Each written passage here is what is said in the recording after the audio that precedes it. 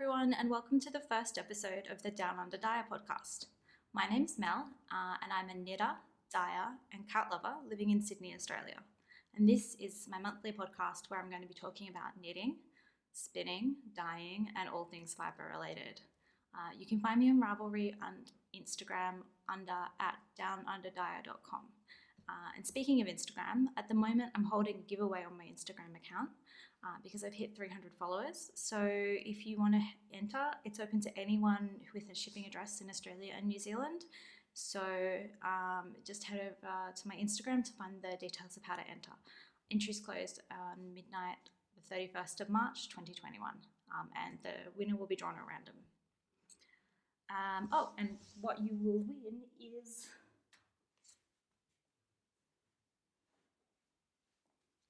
one of my gorgeous pastel highlighter sock yarn sets. So it's 5 20-gram mini skeins of pastel, bright coloured sock yarn. So as you might have guessed, I am a dyer.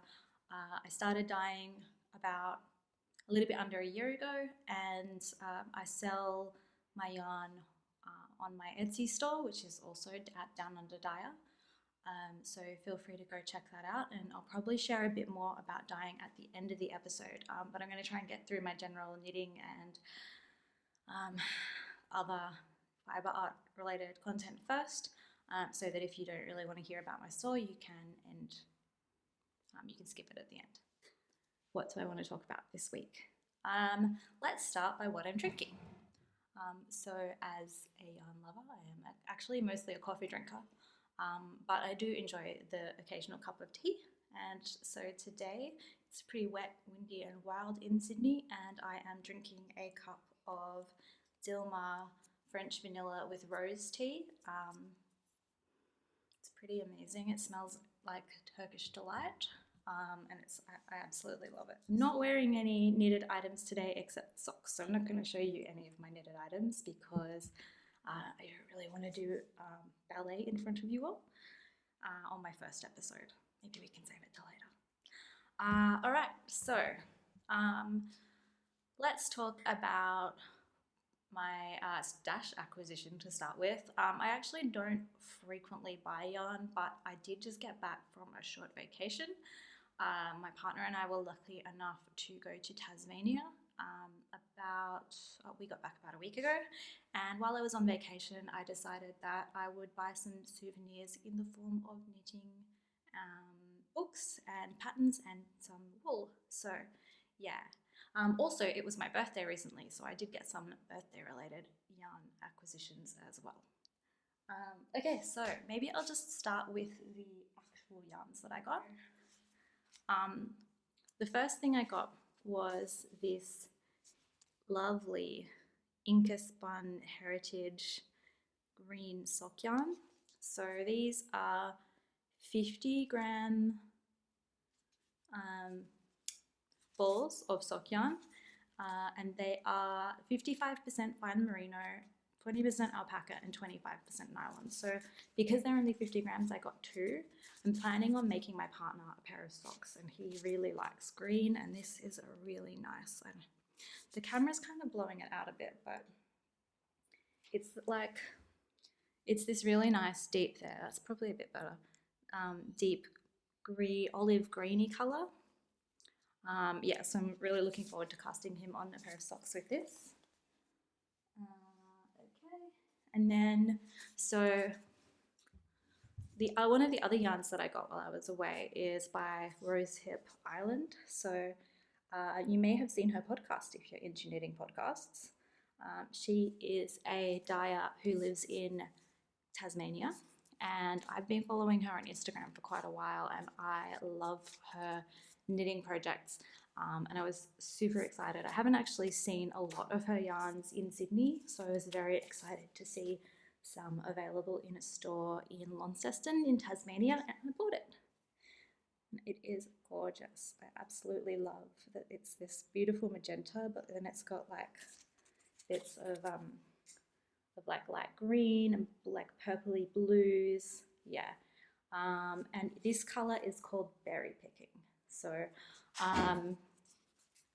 yeah, I'm not entirely sure what I'm going to knit with this. Maybe some socks or a scarf. Time will tell. And then I went to the Tasmanian Wool Centre, which was really fun. It's in this little town called Ross, and they have a lot of old historical buildings.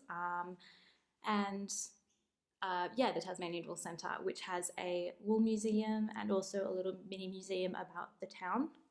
And then they have a really big shop with lots of Australian, and particularly Tasmanian merino wool products. And yeah, I got a hank of hand spun yarn, which I'm planning to make into a hat for my partner. He actually chose this colour. And I really like it. It's gorgeous hand spun yarn, and it was such a bargain. It was only like $26 for, yeah, it's about 100 grams. Yeah, and it's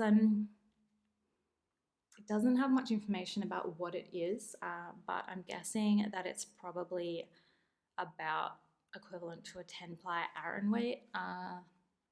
So yeah, I've got a couple of nice hat patterns for that, so we'll see how that goes. I'm not entirely sure he knows how it's going to come out with the two colours. It feels a bit green and gold, which yeah, but we'll see. Time will tell. And then one of my most exciting acquisitions, I really splurged on getting 4 skeins of this Louis and Lola hand-dyed yarn. So Louis and Lola, as you may also know, is based in Tassie, and this is the rose gold colorway. It's actually very funny. I actually dye a colorway which is speckled in very similar colors to this, but this is a little bit of a different technique to what I use. So true to form, I always seem to go for exactly the same colors, and this is no exception. So it's this gorgeous cream yarn with sort of hints of like golds and rose pinks through it. Yeah, so it's I think this is the DK sock, yeah, merino nylon DK base. So it's 80% superwash merino and 20% nylon.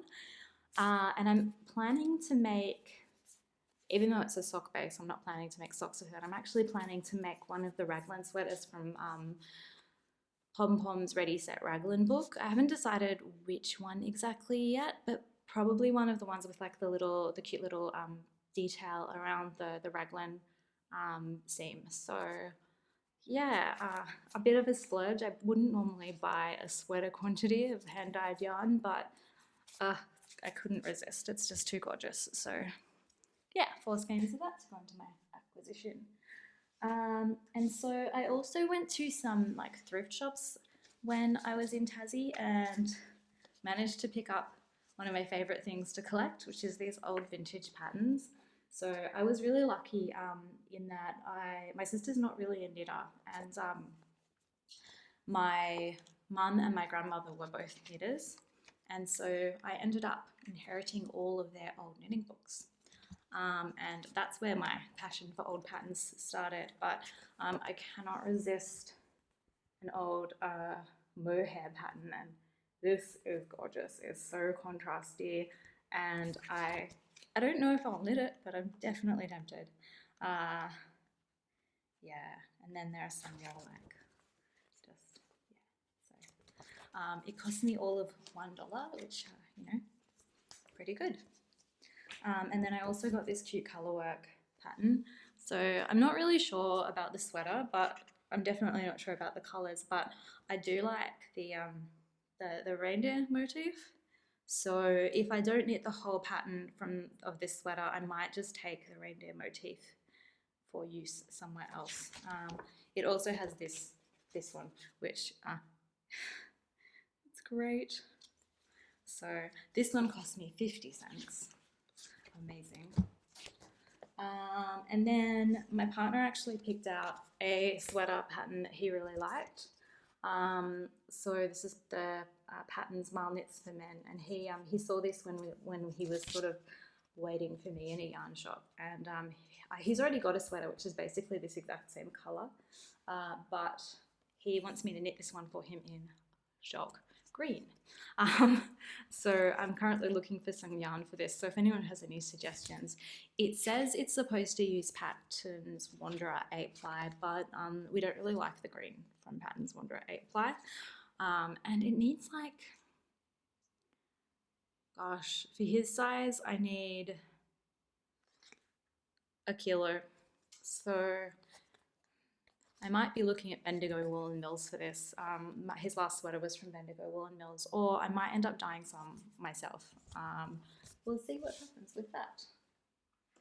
But yeah, I'm glad that he chose a pattern that he's enthusiastic for me to make him. He is a really knitworthy person. The last sweater that I made him, he couldn't wear for the first couple of months because it was like, I finished it in November, and in Sydney in November, December, January, it's just way too hot.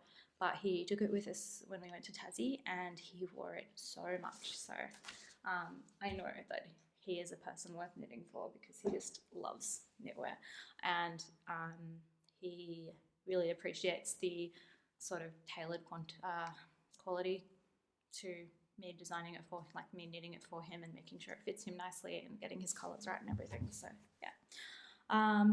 And then the last book that I bought in Tasmania is by Prue Hutton and Sally Hord. It's Sally Ord. It's called Mountain, and it's kind of an art knitting book. So I'll just sort of see if I can. So it's a collaboration between Prue Hutton and Sally Ord. The name reflects our thoughts on how, as individuals, we relate to our island, Tasmania. It encapsulates those indelibly imprinted experiences that form a sense of place. Visits to favourite destinations, happy childhood memories, trips and life experiences. They form a part of who we are. So I actually met Sally at one of the yarn shops that I visited in Hobart. And so I was quite excited to be able to pick up her book when I was there. And yeah, it talks about the different inspiration for the different artworks and the different knitting projects. So there's lots of gorgeous pictures and pattern diagrams and everything like that. So yeah, and let me see, there was what I was excited about knitting, and then I really liked this cowl. It's a reversible cowl, so I don't know if I'm quite up to anything that difficult yet, but I kind of want to try it out. So yeah, but just in general, you know, it's a really gorgeous book which can serve as not only something that will let me knit from it in future, but also it's a nice souvenir from my trip. And then I also got some fibre. So Sally Ridgway is another Tasmanian fibre artist, and she sells hand-dyed yarn, but she also sells hand-dyed fibre. And I recently started spinning on a e-spinner, just one of those little electric eel wheel nano ones. So it's really small. It's only about this big, but it's also very affordable. It only costs about $100 US, which is significantly cheaper than most of the other spinning wheels and e-spinners on the market. And it really suits living in an apartment in Sydney because I don't have space for a spinning wheel, and that's like the commitment of money plus space needed to store a spinning wheel was just insane for me. So I started out on a drop spindle, and I was enjoying the spinning process, but I was finding it really challenging to keep the drop spindle spinning and falling, and also focusing on pulling the yarn, pulling the fibre. And so I decided that I would try out an e-spinner instead, and it has been amazing. The quality of the yarn that I'm spinning has improved drastically since getting the e-spinner. I'll try and have I'll try and bring it on the podcast in the future, but it's not in this room at the moment. So, but yeah, so I got some gorgeous fibre from Sally Ridgway. Ooh, upside down. So this is Tasmanian merino wool tops, 100 grams, 18.5 microns, and it is such a cute colour. Yeah, so I've got a Felicia Lowe book which explains the different ways that you can spin hand-dyed wool tops to get different effects. So I'm probably going to do a little bit of research. Up to now, I've only been spinning with like my own hand-dyed tops that I have only done in one colour. So I'm not going for any specific patterns. I'm really just trying to get consistency. But I'm really looking forward to trying to spin with different colours, because that's kind of what drew me to spinning in the first place. The quality is gorgeous hand spun yarn. So yeah, that's that one. And then for my birthday, my sister got me from Fibre Arts Shed, which is up on the Central Coast, right near where she lives actually. And she asked me what I wanted for my birthday, and I said, I just got a spinning wheel, so I'd love some fibre art, but maybe just go see Claire, who works at Fibre Art Shed, and see what she has and what she can suggest for a new spinner. And so she got me a bunch of different stuff, but I just wanted to show you one thing, which is, look at the colours of this. It's so beautiful. And so this is a scrappy bat. It's about 100 grams. I don't know what it is, but that's kind of fun as well. It's beautiful and soft. And the colours are just so fun.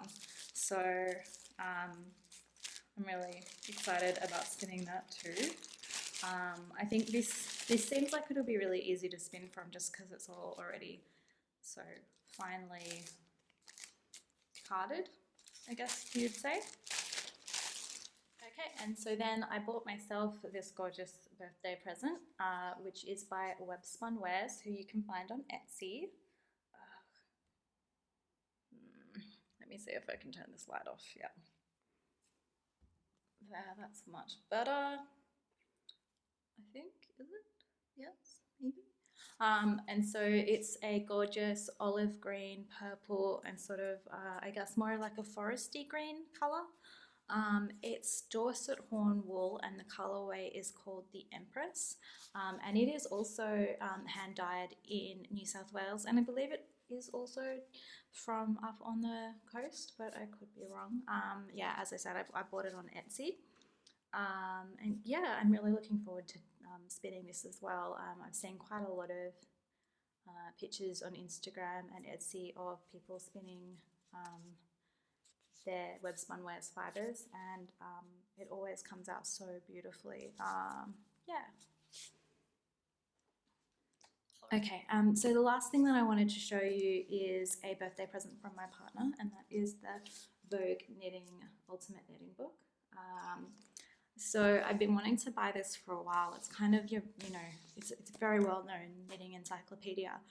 I keep going into bookshops around Sydney and the Greater Sydney area, and so far I have never had any luck in managing to pick up a copy, and I tend to be the kind of person who doesn't tend to buy books unless I can flick through them.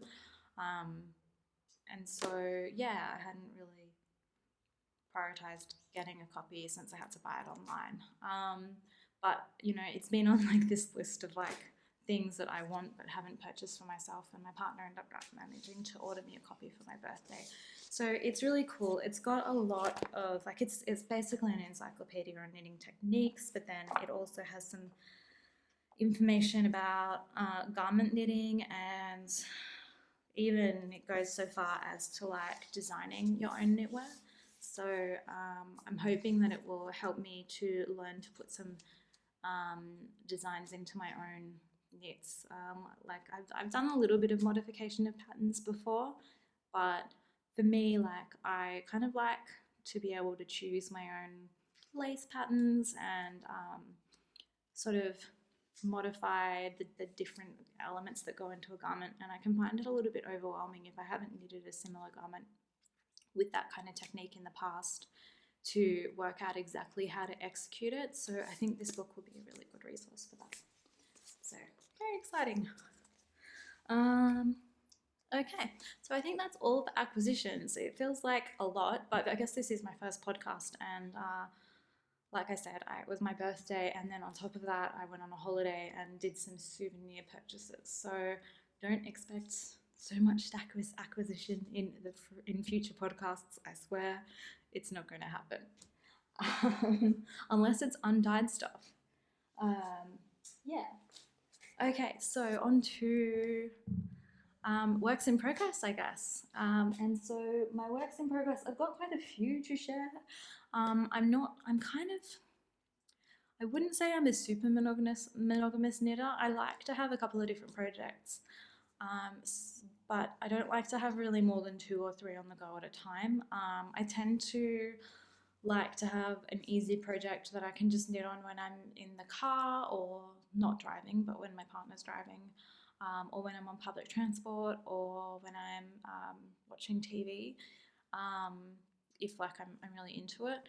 But then I like to also have like my more challenging projects for when I'm feeling like a bit more awake and I want to do something a bit more interesting. So I tend to like to have a sock or a scarf or a beanie on the go, or even a sweater, just something with, basic garter stitch in the round that I don't have to think about.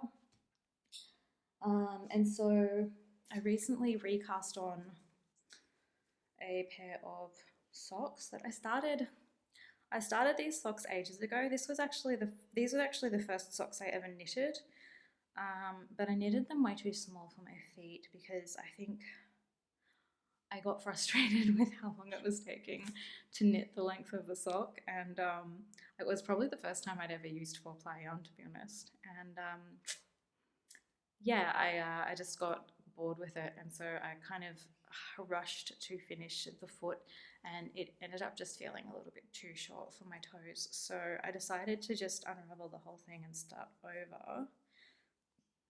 But then I promptly lost the pattern, so I don't know where it is. It's in a magazine. It's in a magazine from years ago. But I just figured I would go with a basic vanilla sock that I kind of already know how to knit. So I'm just kind of following that instead. The whole point was the colours. It was always going to be just a vanilla sock. So yeah. So it's a top-down vanilla sock, essentially. So I've got some ribbing, and then down to the slip stitch heel, and I've just started on the foot with the reducers on the foot. So it's kind of at the paying attention stage, I guess, but it's pretty straightforward, so not too bad. And yeah, I only started this on Thursday, so as you can see, I've done quite a lot, so I'm pretty happy with that. And I've got so much yarn, again, it's a really old pattern. It's a really old yarn. I'll try and put it in the show notes. It's like, I think it's a Rowan yarn, but I could be wrong, and it might be a lichen colorway. The original pattern that I got was called Moss and Lichen, and it was in, I think, Simply Knitting magazine from 7 or 8 years ago, probably. I'm not sure. And I've moved house so many times since then, so I don't know where it is. And then the contrasting color is the same kind of yarn. And yeah, it's definitely all on my Ravelry page. There's a project there and everything. Yeah, I'll try and put the details in the show notes for you as well. Yeah, okay, so the next thing that I'm working on is this granny stripe crocheted, it's going to be a cushion cover, and this is all just using scrap yarn that I've dyed myself. I tend to like to play around with little 20-gram or 10-gram skeins of silk yarn when I'm testing out new dyeing colours, or new colours, colourways, or whatever, or when I'm just trying to learn new techniques. And so this is a lot of stuff that I've been working on in my DownUnderDyer. So none of these colours have specific colourways associated with them. They're all just kind of cute colours that I've come up with. So as you can see, I'm trying to stick to like a kind of theme of colours. the pinks and purples and blues with a little bit of yellow, and blacks and whites. And so yeah, I've got this big bag of scraps. I also just recently added this ball, but I'm not sure if I'm going to keep it with this because it's got a bit of green in it and I don't know if it'll go. So I'd love to hear your thoughts in the comments. This is left over from a pair of socks that I recently knitted.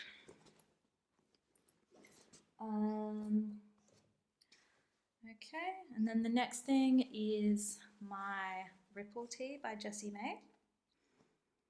And so I've got quite a lot done on this, which is exciting.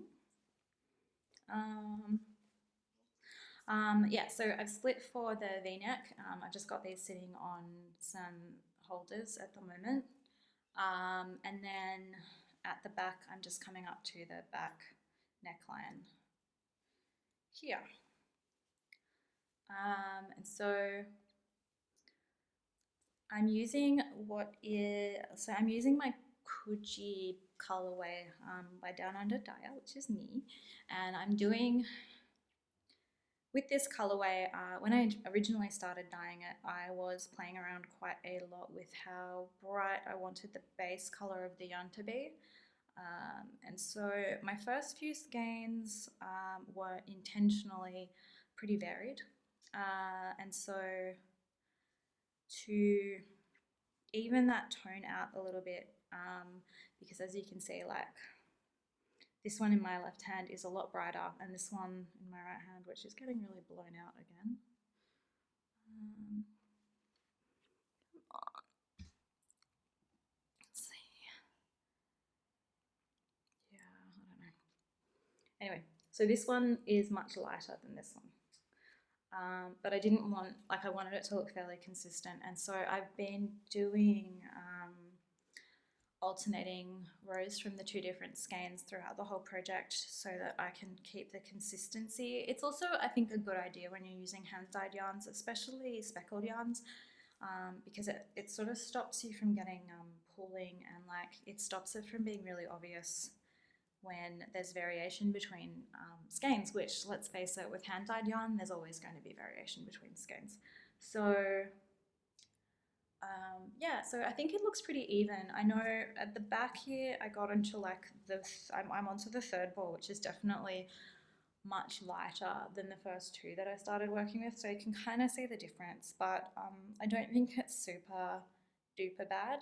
I'd love to know what you think in the comments, whether that's pretty bad or not, or like whether it's pretty obvious or like I had to point it out to you. But I think it'll be fine. Once I block it especially, I think it will be nice. If anything, I think it's just going to look like a slightly faded dark like ombre kind of effect, which will probably be cool in a t-shirt. And yeah, so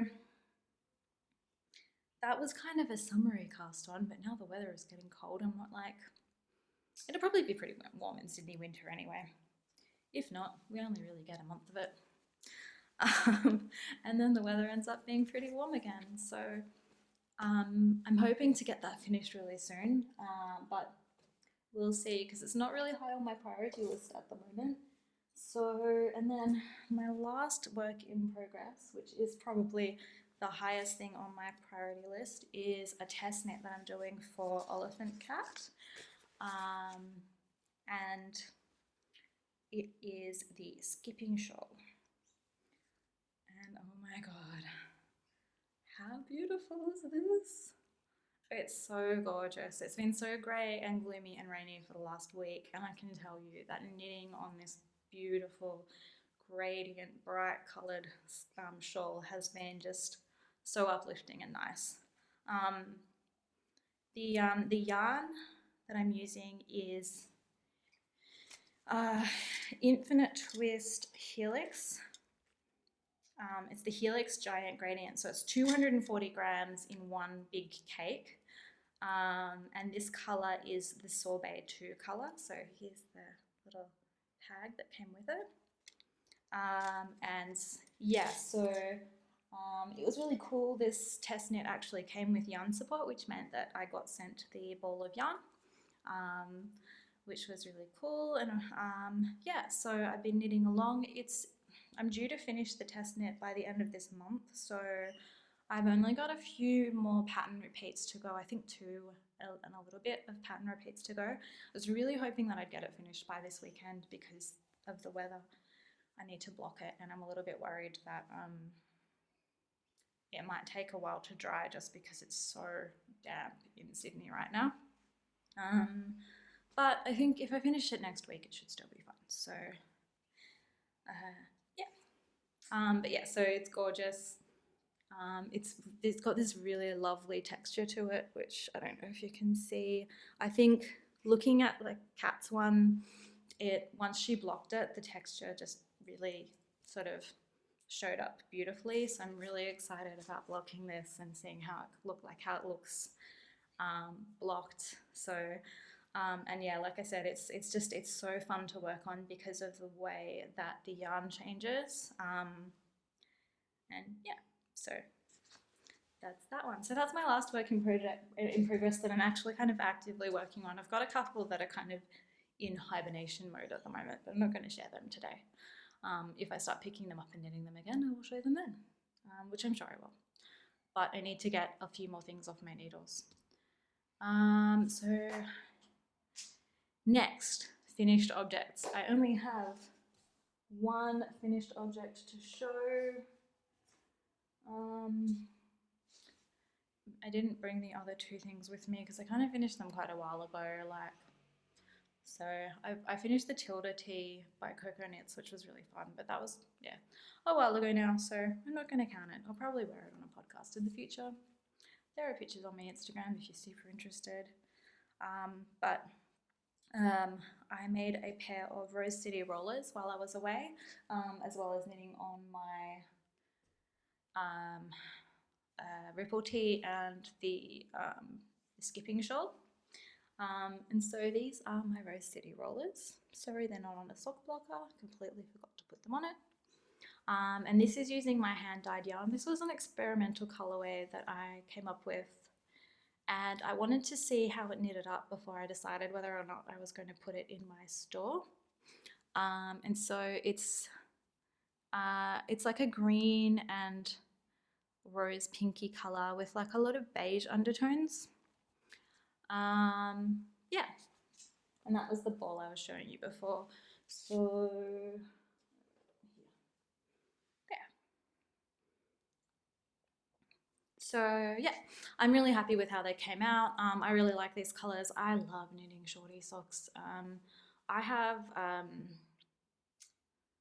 like the bones that stick out on the back of your ankles. I think they're called spurs, and so I am constantly getting blisters, especially when I get new shoes. But even if I'm just wearing a pair of shoes that I haven't worn in a while, I'll end up with really bad blisters afterwards. And so I find that knitting my own socks, just because they're like a little bit more thick, and you can kind of get them to fit your feet perfectly, means they're just not constantly slipping back into my sneakers and my shoes. And so I tend to find that I just don't get the same level of blisters, where it's just not so painful when I'm wearing hand knitted socks. I also think they're really great for layering, just because I can put them over like a little tiny pair of cotton ankle socks. If it's wet or cold, or I just know that I'm going on a really long walk, and I just find it much more comfortable. And yeah, I don't know. It's just, I find it very satisfying, and I don't think there's anything in the world that's better than a hand knitted sock. So big convert. I haven't knitted that many pairs, but I love them. So yeah, Rose City Rollers is a free pattern on Ravelry, and if you haven't tried making a pair, I totally recommend checking it out. They're so fast to knit. I will say I cast these on when I was on the plane, and so I brought wooden needles on the plane with me to make sure that they wouldn't get confiscated. And I'm a really tight knitter, and my wooden circular needles, the cable broke about 3 or 4 rows in, so I had to switch to my double pointed needle set, which was a 3mm set, which is too big. It's I think they're meant to, in the pattern they say 2.25 or 2.5 millimeter. And so I ended up making the smallest size. But yeah, they're kind of they're a slightly looser gauge than I would have liked, I guess. Just because they were knit on bigger needles. And so if I was to knit them again, I would definitely do them in the smaller size. I don't think these are going to wear quite as well as some of the other ones that I've knitted on smaller needles. And yeah, they're top down with a Kitchener stitch. I screwed it up I did these. I was really tired when I was casting them off, and I think I just did it the wrong way around. So there's you can see that there's a seam here. Can you see? Whereas on the other one, it's completely seamless and lovely. So I'm not going to unpick it. I don't care that much. No one's going to see them when they're in my shoes. Okay, so I guess that's all of the knitting content I have for you. So what next? What I've been watching, reading. So as I mentioned, I do like to knit while watching television. And so when we got back from our holiday, my partner and I were feeling pretty wiped out. And so we after we went and picked our cats up, we have 3 cats. And we left them at a cattery up on the Central Coast, which is about between an hour and a 90-minute drive from where we live. But we really like them. They're so lovely. They ended up upgrading our cats into their biggest suite for free while they were there for the 3 weeks, and they sent us picture updates, and I don't know, they just it's run by cat lovers and we love it. And yeah, the cats always just seem to come back feeling much more relaxed than they did when we checked them into smaller catteries that were close to us. So I guess just you need to leave Sydney to get to somewhere that has the land and the space to be able to make it affordable to have bigger rooms where the cats can really be relaxed. Anyway, it's also near my sister's place, which helps, so I can go visit her and my nephews when I drop the cats off, so it doesn't feel like I'm just driving up there for nothing. Yeah, so anyway, we were feeling completely wiped out and exhausted after getting back from Tasmania and then driving up to get the cats and driving back down again. And so we decided to just chill on the couch and watch TV one of the night on I think the Saturday night. And we ended up binge watching the entire season of WandaVision, which was really good. I tried to watch it about a month ago when I was babysitting my nephews, but I think just trying to watch anything when you're babysitting 2 toddlers is probably not going to go well for a start. And I felt like the first episode started off a bit slowly. I didn't know the premise of the show at all, just that a whole lot of my friends had recommended it. And I was tired and I wasn't really focusing, so I kind of didn't get that it was even a Marvel film. I just thought it was some kind of revival 50s sitcom. And I was like, I don't get why these people are so into it. But yeah, if you're like me and you've tried watching the first 10 minutes or 5 minutes and you've been distracted and you haven't been giving it your full attention, just I recommend trying again when not distracted. It's so good. It's amazing. I really liked that they were taking inspiration from all of these TV shows that I'd watched in my childhood and teen years. And the costumes were really good and the storyline was really good. So yeah, my partner and I both really enjoyed it. And now we've watched all the episodes and it's over. I don't know if they're going to make another season. They kind of left it at a point where I guess there could be a logical next season or film, who knows. But yeah, that's my recommendation, would be watch it. the last thing I should do is talk about shop updates. So as I mentioned, I dye yarn, which I sell under the name DownUnderDyer on Etsy. So I'm going to share a few of my shop updates now if you want to stick around. If not, no worries. I completely understand that you might not be interested in hearing about it. And thanks so much for watching. If you have any comments or questions, I'd love to hear from you. So please do leave a comment below and I'll do my best to get back to you. You can also like and subscribe to the podcast if you want to get updates on future episodes. Yeah, I'm available over on Ravelry and also on Instagram as DownUnderDyer as well. Everywhere, DownUnderDyer. So yeah, feel free to follow me on Instagram. I'm pretty active there to see lots of pictures of my knitting projects, my works in progress, and things that I like.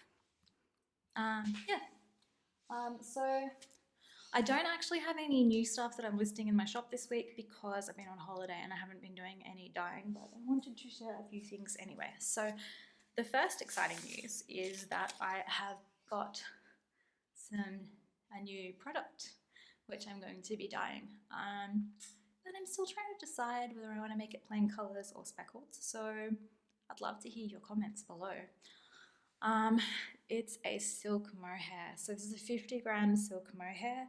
It's a lace weight, so 2-ply. So it's about 400 meters. And yeah, it's lovely and soft and it's got a beautiful halo. There are so many gorgeous mohair projects that people are knitting at the moment, and so I was inspired to pick some up. Also, I've just happened to pick up a couple of old knitting patterns from like the 80s that had some gorgeous mohair. So yeah, I think I'm going to be casting on a mohair project pretty soon. But if you are thinking about buying mohair for a project, I would love to hear what kind of colours and styles you wanted. I found it really hard when I went to the stores to try and buy mohair silk lace. I was really struggling to find a good range of colours and availability. Most places just seemed to not have very much or not have very many colour options left because it just seems to sell out like that at the moment because it's so, I guess because it's so in vogue at the moment. And yeah, so that was kind of part of the reason that I was tempted to buy it, because I kind of wanted to be able to dye some for myself, but I also thought, you know, other people might be having that issue as well. So the other thing is I do take custom orders, so if you're after a particular colour and quantity, please feel free to reach out to me on Etsy or on Instagram if you want, and we can talk about that. And the next thing, which I shared a little bit earlier, is my pastel highlighter sock sets. So this is probably going to be the next sock that I'm going to cast on as well, because I love these colours so much. It was a complete accident. I was dyeing up for my Koji colorway. I was trying to get like a really nice light blue sea greeny base, and I accidentally dyed these two colours, which are gorgeous, but they were way too bright for what I was going for. But then I was looking at a set of pastel highlighters that I had, and they were the exact same colours, and I thought I should try making the full set. And so it's a set of 4 highlighters, which are in these 4 colours, and so I just decided to try and get the exact same colours of the pink and the purple, which I did. And so yeah, I'm selling sets. Again, I also take custom orders if you want one of the particular colours or larger quantities. Okay, so here's my finished Koji yarn. So this is the kind of final colorway that I settled on. So it's a really pale blue base, slightly aqua green, I guess, with these gorgeous speckles of dark greens and sort of lots of different shades of blue. So you can see that there's like some sort of indigo-y colours, but then there's also like more like of your sea greens here. Yeah. All of my 100 gram skeins, by the way, come with these little handmade stitch markers that I make myself. This one's a little green heart. Yeah. Oh, and this is my twisty sock base, which is a high twist. You can see the twist there. A high twist merino sock, 4-ply. Okay, and then this is Nymeria. So it is a kind of light purpley pinky blue. It's kind of like it's a bunch of different base color, but they're all quite light. And then it's speckled with this magenta and like forest green and little tiny bits of yellow and this indigo blue. Yeah, so that one's called Nymeria, and it's available on my twisty sock as well. I love this. It reminds me of the water lily paintings. Yeah, it's gorgeous. So I did some semi-solids as well, and these three I'm pretty excited about. I kind of want to knit these into a sweater, a striped sweater. So this is my rose pink, and so it's just, this is on my 8-ply 100% merino base, and it is, yeah, it's this gorgeous sort of dark dusky pink color. Again, it's got like lighter and darker shades in it to give it a bit of variation. I think it looks really nice. And then I've got Saffy, which is like a yellow saffrony color. It's a little bit blown out here, so it kind of looks slightly more greeny than in the picture than it does in real life. If you want to see better pictures, hop on over to my store or Instagram. And yeah, so it's just this really gorgeous saffron yellow tone. And then my night sky color, and again this is on my 8-ply base.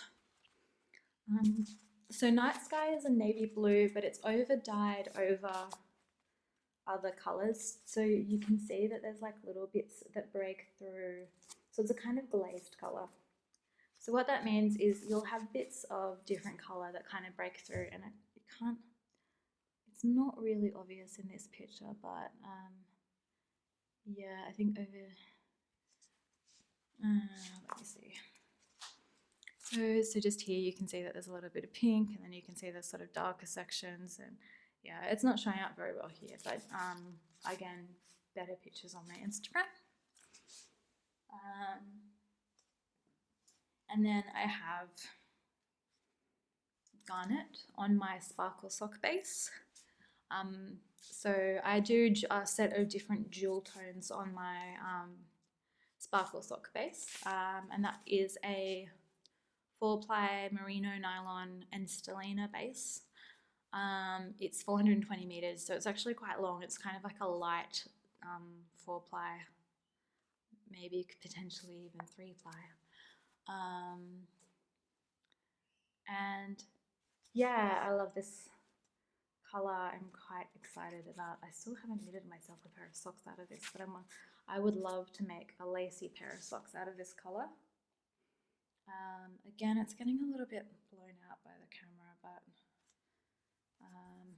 yeah, you get the general idea. I love the way it glitters. I think that the silver sparkle looks really nice on the darker colors. It really shows up well. Okay, so I think that's everything that's in my, well, that's everything that I wanted to show you for the week. As I mentioned before, if you have any comments or feedback, I'd love to hear it. So feel free to leave a comment below, or if you have any questions about my Etsy store, or you want to make a custom order, feel free to reach out to me on Instagram or Etsy. And yeah, feel free to follow me on Instagram as well, and like and subscribe. And hopefully I'll see you next time. So thanks for watching.